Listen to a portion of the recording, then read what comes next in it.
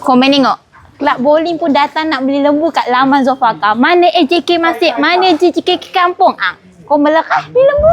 Korban lembu serendah RM600 termasuk potong, lapar. Semua dia mengelolakannya. Dan kalau korban nak tahu bila korban dekat sini, ada breakfast free, ada goodies free. Dekat mana? Dekat laman Zofaka. Tengok, korban dekat laman Zofaka ni korban dapat CJ korban, korban dapat botol tumbler, korban dapat pekat peti air. Korban nama kata pun korban dapat semua ni. Mana tempat lain ada? Kat sini. Besar-besar korban lembunya. Ini lembu premium. Dia ada jenis grade premium A, B. Ikutlah duit korban tu. Mana korban nak kan? Kalau korban nak kambing pun ada. Mau kita kambing dekat sini bermula daripada 1,000 seekor. Korban pilih lah.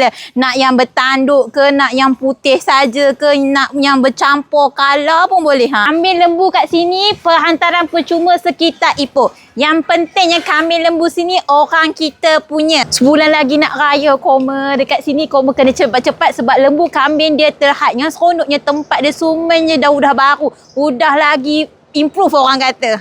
Dan kalau korang nak tahu sini dah parking luas, dapat breakfast free, macam-macam lah. Jenuh nak ngabarkannya. 4 hari dia membuat korban, korang ikut tarikh korang yang nak. Mana satu korang free, korang datang ke sini. Ate komen.